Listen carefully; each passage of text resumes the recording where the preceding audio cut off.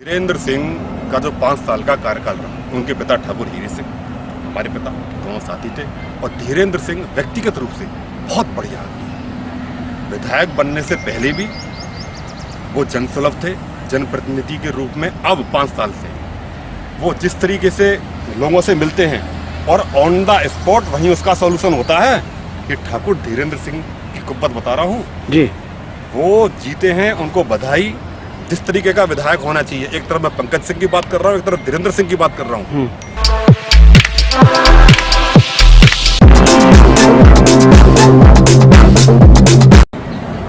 नमस्कार दोस्तों, जैसा कि उत्तर प्रदेश विधानसभा के चुनावों के बाद चुनावों की परिणामों की घोषणा हो चुकी है।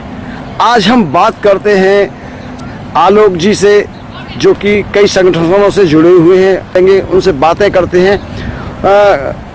नेताजी, हमारे दर्शकों के लिए आप बताइए, उत्तर प्रदेश विधानसभा का चुनाव हुआ, परिणाम भी घोषित हो गए। भारतीय जनता पार्टी ने पूर्ण बहुमत के साथ सरकार बनाई है। चुनाव से पहले लोग आशा लगा रहे थे कि अब की बार उत्तर प्रदेश में योगी जी की सरकार आना मुश्किल है। इस विषय में आप क्या कहना चाहते हैं, हमारे दर्शकों के लिए बताइए। देखिए, पहली बात तो ये है कि जनता कभी भी गलत होती नहीं है। उसे कुछ समय के लिए बरगलाया जा सकता है, फुसलाया जा सकता है, बहकाया जा सकता है जी, जैसा अतीत में होता रहा है। जाति धर्म पंथ की राजनीति अब सिरे से एक तरीके से जनता ने एक साइड कर दी है जी, उसको नकार दिया गया है। और जो देश के, राष्ट्र के या प्रदेश के हित में भी नहीं है। और जहाँ तक उत्तर प्रदेश की राजनीति की बात है, देखिए, उत्तर प्रदेश में जितने भी विधानसभा के प्रत्याशी जीते हैं उनको मैं बहुत बहुत शुभकामनाएं देता हूँ। आदरणीय योगी आदित्यनाथ जी को बहुत बहुत बधाई देता हूँ और उनसे अपेक्षा रखता हूँ कि जिस तरह का कार्यकाल पिछला रहा है उससे और अच्छा कार्यकाल उनका रहेगा। और इसमें एक चीज का पटाक्षेप हो गया है, जो 1 साल लगभग किसानों का आंदोलन चला। सत्यता ये रही कि रिजल्टों ने दिखा दिया कि किसान अल्पसंख्यक इससे कोई नाराज नहीं था। ये उनके करीब करीब लगभग कुछ सुझावों को रखने के बाद, कुछ चीजें करेक्ट करने के बाद उनके पक्ष में ही था जी। अब लेकिन आपने देखा होगा, जो संगीत सॉन्ग एक बहुसंख्यक हिंदू के लिए लड़ा झगड़ा किया, आगे रहा, उसी हिंदू ने उसको नकार दिया। सरहदना से संगीत सॉन्ग हार गया। बड़ा दुर्भाग्यपूर्ण है और सोचने का की जरूरत है।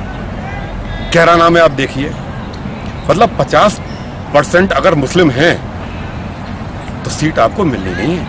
उसका मुख्य कारण क्या मानते हैं हम लोग?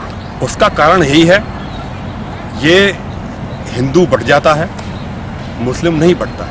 मुस्लिम में भी बहुत राष्ट्रभक्त हैं, देशभक्त हैं, राष्ट्रवादी हैं, लेकिन और ये एक मैं चैलेंज करता हूं इस पूरे वर्ल्ड में, जितना सुलभ जी मुस्लिम के लिए हिंदू राष्ट्र है भारत, उतना इनके लिए कहीं भी नहीं है। आपने पिछले महीने देखा होगा 2 बार के उपराष्ट्रपति हामिद अंसारी जी, बड़ा हास्यास्पद है जिस तरीके के उनके वक्तव्य आते रहे जी। तो कैराना में जहां मुस्लिम बहुसंख्यक है जी, या 50% है, वहां आपकी सीट निकल नहीं सकती। बड़ा विचारणीय प्रश्न है, बड़ा गंभीर प्रश्न है। एक सवाल और है मेरा जी। हम तो चुनावों में जाते हैं देखने के लिए। हमारे यहाँ जो है हिंदू, मुझे लगता है कि चुनावों में वोट डालने के लिए बहुत अपना एहसान समझता है कि मैं वोट डालने के लिए जा रहा हूँ। इस विषय में आप क्या कहना चाहते हैं? जो अपने को बड़ा एजुकेटेड, पढ़ा लिखा, गवर्नमेंट सर्वेंट, अच्छे ओहदे समझते हैं, हम तो व्यक्तिगत रूप से किसी को कुछ नहीं समझते। हम तो कई बार बता चुके हैं कि हमारे अंदर अगर इन्फेरिटी कॉम्प्लेक्स कभी आया तो अपना पिता को सोच के आया। लेकिन ये जो तथाकथित अपने को शो करते हैं बहुत बड़े आदमी हैं, अधिकतर लोग वोट देने नहीं जाते हैं। अपने अधिकारों की चिंता तो वो करते हैं, बड़ी बड़ी बातें करते हैं, बड़े बड़े गाल बजाते हैं, लेकिन अपने कर्तव्य क्या है हिंदुस्तान के प्रति, राष्ट्र के प्रति, उनके फर्ज क्या है? बॉर्डर पर एक सैनिक लड़ता है, सिर्फ उसी का फर्ज नहीं होता। आप घर में बैठे हुए और विचारणीय क्वेश्चनों पर आप नपुंसक ना बने, कोमा में ना चले जाएं, उस पर आपको अपना बात देना चाहिए, वरना प्राण होते हुए भी आदमी मरे हुए। मैं तो केंद्र सरकार, राज्य सरकार से ये अपील करूंगा, एक ऐसा भी कानून बना दें, क्योंकि सर सरकारी गवर्नमेंट सर्वेंट हैं, सरकार छुट्टी भी देती है। हाँ। अगर ये लोग नहीं जाते हैं वोट डालने के लिए उनका सिंबल नहीं मिलता है, निशान नहीं मिलता है, जहाँ भी डालें तो उनकी जो सैलरी है 1 महीने की, उसमें मेरे ख्याल में आधे महीने की सैलरी कटनी चाहिए, जिससे इनको थोड़ा वजन लगे, गंभीरता से लें। ये तो एंजॉयमेंट करते हैं, छुट्टी मनाते हैं, पिकनिक मनाते हैं। मैंने ये देखा कि 2-4 लोगों से, वहाँ हमारे जो रिलेटिव हैं जिनके साथ में रहता हूँ, उन्होंने जो कहा कि भाई साहब वोट डाल के आइए, आपका वोट अमूल कीमती है, तो बड़े हल्के में ले गए लोग। तो इसमें कहीं ना कहीं हमारे जो प्रत्याशी हारने का ये भी तो मानते हैं कि हम लोग वोट डालने के लिए नहीं जाते। देखिए, भारतीय लोकतंत्र का अब 100% है, 100% में से वोटिंग हुई कहीं 60%, कहीं 55%, कहीं 50% जी। अब जो वोटिंग नहीं हुई 45%, 50% तो वोटिंग ही नहीं हुई। हाँ। जो हुई उसमें सारे लोग मिले हुए हैं, जो नहीं हुई वो एक मुश्त कहीं जाता या भटके भी जाता तो कितना फर्क पड़ता। तो लोकतंत्र को ऐसे लोग कमजोर करते हैं, लोकतंत्र की मजबूती नहीं है। लेकिन आप ये देख लीजिए कि एक जेल में रहते हुए आजम खान या उनके पुत्र जो भी हैं, रामपुर देख लीजिए, आजमगढ़ देख लीजिए, व्यक्ति जीत जाता है। मैं हिंदू मुस्लिम की बात नहीं कर रहा, मैं व्यक्ति की सोच की बात कर रहा हूँ, राष्ट्रवादी बात कर रहा हूँ। और एक व्यक्ति जिसने सारा जीवन यापन कर दिया, कितने बुद्धिजीवी हैं वो हार जाते हैं। उसकी वजह यही है कि नागरिकों को ये सोचना चाहिए, बड़ा गंभीर प्रश्न, जितने भी बुद्धिजीवी हिंदुस्तान के हैं वो सोचें कि इसके पीछे क्या लॉजिक है। आप पुराना इतिहास देख लीजिए। मैं फिर एक राष्ट्र की बात कर रहा हूँ, हिंदू जहाँ जहाँ कटा, हिंदू जहाँ जहाँ अल्पसंख्यक हो गया, अफगानिस्तान, बर्मा, भूटान, श्रीलंका, बांग्लादेश, अब पाकिस्तान मान लीजिए, वहाँ देश कट गया। देश का नक्शा पुराना अखंड भारत का उठाएंगे तो देश वहीं से कटा है जहाँ हिंदू कम हुआ है। यह तो हम उदार हैं इसलिए धर्मनिरपेक्ष है, क्योंकि हिंदू अभी बहुसंख्यक है इसलिए हम धर्मनिरपेक्ष हैं। पर हमने तो किसी पे हमला ही नहीं किया। अब आप देख रहे हैं यूक्रेन पे हमला कर दिया रूस ने, हम तो अपने को बचाने में ही मारे गए। हम पर तो जो हमलावर होता है अपने को सिर्फ बचाते हैं, हम किसी पर हमला नहीं करते।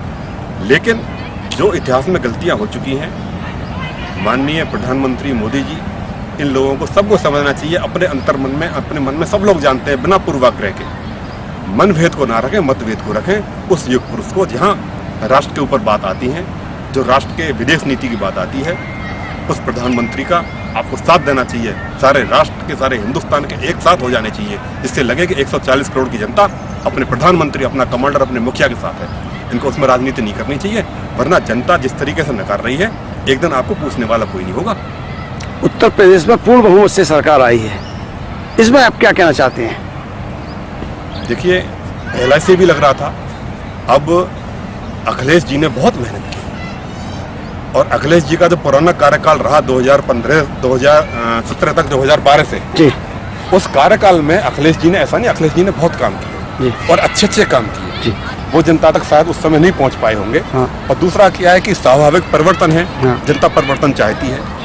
इतिहास में ऐसा पहली बार हुआ है 40 साल में, 39 साल में, कि जो मुख्यमंत्री 5 साल का कार्यकाल पूरा किया हो, पहली बार योगी आदित्यनाथ ने 5 साल का कार्यकाल पूरा किया और दोबारा फिर पूर्ण बहुमत में आ गए। ये हिंदुस्तान में पहली बार हुआ है। उससे पहले कांग्रेस सरकारें होती थी, एनडी तिवारी वगैरह होते थे, उन्होंने रिपीट किया, लेकिन 5 साल पूरा नहीं किया था किसी ने भी। तो ये बहुत बड़ी बात है। और योगी आदित्यनाथ, अगर आप मुझे ये कंपेरिजन करें ना कि योगी और मोदी जी में एक बताओ, हालांकि बड़ा मुश्किल है, तो योगी जी 21 हैं नरेंद्र मोदी जी से।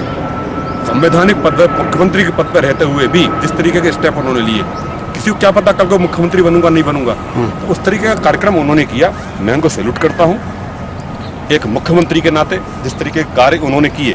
और मैं ये अपेक्षा रखता हूँ माननीय मुख्यमंत्री जी से कि जो चीज़ें अभी काफ़ी चीज़ें उनको करनी है, उनको आगे लाएं, उनको लाइन पे लाएं। जिस तरीके से अभी तक उनका कार्यकाल रहा है, आगे मैं ये उम्मीद करता हूँ, ये अपेक्षा रखता हूँ कि वो जनता की जितनी भी चीज़ें रह गई हैं उन पर खरे उतरेंगे। और हमको हिंदू हों, मुसलमान हों, सिख हों, ईसाई हों, उत्तर प्रदेश की राजनीति को, रिजल्ट को देखते हुए सोचना पड़ेगा कि जो सीटें रह गई वो कहाँ कमी रह गई। और अखिलेश जी को, सारे मेरे समाजवादी साथियों को भी सोचना पड़ेगा कि हमसे कहाँ कमी रही, कहाँ चूक रह गई। कांग्रेस 2 पे सिमट गई, बहुजन समाज पार्टी 1 पे सिमट गई, खत्म होने के कगार पर है। लेकिन समाजवादी पार्टी के मुखिया माननीय अखिलेश जी ने बहुत मेहनत की, लेकिन कहीं ना कहीं कुछ कमी रही। अंतर्मन में झांकें और इस पर चिंतन मनन करें कि समाजवाद, डॉक्टर राम मनोहर लोहिया का समाजवाद ऐसा कैसे हो सकता है कि उसकी इस तरीके से धूमिल छवि हो जाए। हालांकि 44 से वो 125 पहुंच गए, 3 गुना 2.5 गुना उन्होंने बढ़ोतरी की, लेकिन सत्ता में जो परिवर्तन होता है, जो भीड़ दिखाई दे रही थी, वो वोटों में तब्दील नहीं हो पाई। उसमें कहीं ना कहीं कमी रह गई है, उसको देखना चाहिए। दूसरा, यहाँ के विधायक माननीय पंकज सिंह जी 2.25 लाख करीब 180 का आंकड़ा छुआ व्यक्तिगत रूप पर। अब वो विधायक बन गए, फिर भी अभी मैं कहूँगा व्यक्तिगत रूप पर एक विधायक के रूप में पंकज जी ने वो काम नहीं किए। ये सत्य है। 5 साल में 2 बार कोरोना आ गया। एक विधायक को, जनप्रतिनिधि को जनसुलभ होना चाहिए, वो नहीं रही। भाई आपको नहीं जिताया लोगों ने, योगी मोदी जी को जिताया है, कमल के फूल पर निशान दिया है। आप कभी इस गलतफहमी में रहे। माननीय राजनाथ सिंह के पुत्र पंकज सिंह को नहीं वोट दिया, योगी जी को वोट दिया, कमल में वोट दिया है। व्यक्तिगत रूप पर सुनील चौधरी बहुत बढ़िया आदमी है। ये भी तो कह सकते हैं कि उत्तर प्रदेश में महिला सुरक्षित रही, भ्रष्टाचार कम हुआ, गुंडागर्दी कम हुई। हो सकता है नोएडा वासियों ने इसलिए वोट दिया हो। उन्होंने योगी जी को देखा है, बिल्कुल इसलिए वोट दिया है। इसमें योगी आदित्यनाथ जीते हैं 1,80,000 से, पंकज सिंह नहीं। सत्य है। सूरजपुरम में निकल रहा है। सुनील चौधरी व्यक्तिगत रूप से बहुत बढ़िया आदमी है। सत्य है। पंकज सिंह व्यक्तिगत रूप से बहुत नकारा आदमी है। सत्य है। योगी आदित्यनाथ का मुकाबला नहीं है, माननीय प्रधानमंत्री जी का मुकाबला नहीं है, तो उनके नाम पे ये ले गए। लेकिन इस बार मैं पंकज जी से निवेदन करूंगा, जिस तरह का कार्यकाल पुराना अब रहा है 5 साल का, उसमें अपने को चेंज करें, जनता के लिए जनसुलभ रहें। कुछ छटे हुए लोगों के साथ आप रहते हैं और कोई जनप्रतिनिधि से मिल ना पाए। कोरोना काल में कई व्यक्तियों को वहाँ हमने, जिनके पास किसी तरीके से सारी बातें बोलने की नहीं होती, आपने कार्यकाल देखा कि जनप्रतिनिधि का विधायक की बहुत ज्यादा अहमियत नहीं है, जो सपा बसपा कार्यकाल में होती थी। ये भी सत्य है। सपा बसपा के कार्यकाल में एक कार्यकर्ता समाजवादी पार्टी का छोटा सा हो, थाने में क्या एसएसपी से जाके बात कर लेता है, सारे कार्यक्रम उसके होते हैं, उतना दम नहीं दिया हुआ। ये भला है हिंदुस्तान के लिए, ये भला है उत्तर प्रदेश के लिए। तो मैं बहुत बहुत बधाई देता हूँ माननीय पंकज सिंह जी को, एक विधायक के रूप में आप दोबारा निर्वाचित होकर आए। दूसरे हमारे जेवर के विधायक हैं भाई धीरेन्द्र सिंह। उन्होंने एक शब्द कहा है कि क्षेत्र की जनता ने यह सिद्ध करके दिखा दिया है कि जो जातिवाद की राजनीति करते हैं, ठेकेदारी करते हैं, उनके लिए जवाब दिया है। इस विषय में आप क्या कहना चाहते हैं? धीरेन्द्र सिंह का जो 5 साल का कार्यकाल रहा, उनके पिता ठाकुर हीरे सिंह, हमारे पिता दोनों साथी थे, और धीरेन्द्र सिंह व्यक्तिगत रूप से बहुत बढ़िया आदमी है। विधायक बनने से पहले भी वो जनसुलभ थे, जनप्रतिनिधि के रूप में। अब 5 साल से वो जिस तरीके से लोगों से मिलते हैं और ऑन द स्पॉट वहीं उसका सॉल्यूशन होता है कि ठाकुर धीरेन्द्र सिंह की कुव्वत बता रहा हूँ जी, वो जीते हैं, उनको बधाई। जिस तरीके का विधायक होना चाहिए, एक तरफ मैं पंकज सिंह की बात कर रहा हूँ, एक तरफ धीरेन्द्र सिंह की बात कर रहा हूँ। धीरेन्द्र सिंह में और पंकज सिंह में जमीन आसमान का फर्क है। धीरेन्द्र सिंह जनप्रतिनिधि कोई पहुंच जाए, कोई व्यक्ति पहुंच जाए, किसी में कोई भेदभाव नहीं, किसी भी कास्ट का पहुंच जाए, सबके लिए सत्य का साथ देते हैं। और उसकी प्रॉब्लम को जो विधायक जितना कर सकता है, आप उनके दरबार में जाएं, उनके वहां पर जाएं, जगह जगह उन्होंने ऑफिस बनाए हुए हैं और उसका ट्रीटमेंट तुरंत होता है। तो बड़ी खुशी है कि भाई धीरेन्द्र सिंह दोबारा निर्वाचित होकर आए, आना भी चाहिए था उनको। भड़ाना जी इसलिए नहीं होगा, लोगों ने सोचा कि जनसुलभ नहीं रहेंगे, बाहर के लोग हैं, वो अलग से एक चैप्टर है। लेकिन ये बात कहीं ना कहीं लगती है कि जो आदमी हमारे क्षेत्र में कभी नजर नहीं पड़ता हो और लोग उसका समर्थन करते हैं, उसके साथ जाने के तैयार, तो ये जातिवाद का राजनीति मानते हैं, इसको क्या मानते हैं आप? नहीं, बिल्कुल सारी चीजें हैं, लेकिन जनता को, जैसे मैंने शुरू में कहा कि जनता को बेवकूफ नहीं बना सकते आप। जनता तो इतनी होशियार है, हर किसी के प्रोग्राम में भीड़ जाती है। हाँ। हर किसी के प्रोग्राम में पहुंच जाती है। लोग सोचते हैं हमारे प्रोग्राम में बहुत भीड़ आई है। बहुत अखिलेश जी की कितनी रैली आप देख लीजिए, हर रैली में बहुत ज्यादा भीड़ थी, लेकिन वो वोटों में तब्दील नहीं हो पाई।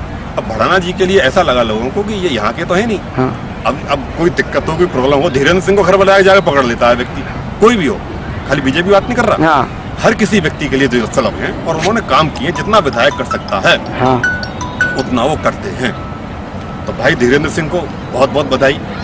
और मैं ये सोचता हूँ योगी जी को सोचना चाहिए कि वो सिर्फ विधायक ही ना रहें, इतनी कुव्वत उनके अंदर है, उनको मंत्रिमंडल में शामिल किया जाए और उनको मंत्री पद से नवाजा जाए। वो बिना मंत्री के, बिना विधायक के भी बहुत काम करते थे अपने पूरे क्षेत्र में। हम भी उधर जहांगीरपुर के, जैसे हम रघुपुरा के वो हैं। हाँ। और उनके पिताजी भी, उनके भाई भी, तो बहुत अच्छे आदमी है और हम चाहते हैं वो मंत्री पद से आगे वो मंत्री बने। इस लायक वो व्यक्तित्व है ठाकुर धीरेन्द्र सिंह का जी। अब इसी के साथ मैं अपनी बात खत्म करता हूँ। धन्यवाद। फिर बीजेपी के सारे जीते हुए विधायकों को समाजवादी पार्टी के जितने जीते हुए विधायक हैं या जिस भी पार्टी हैं, बहुत बहुत शुभकामनाएं देता हूं। और जो हार गए हैं मन को छोटा ना करें, एक हार एक जीत कुछ नहीं होती, जीवन बड़ा लंबा है, आगे संघर्ष करें, व्यक्ति जनता में अपनी पैंट बनाएं और फिर ओवर करें। जय हिंद, भारत माता की जय। धन्यवाद जी।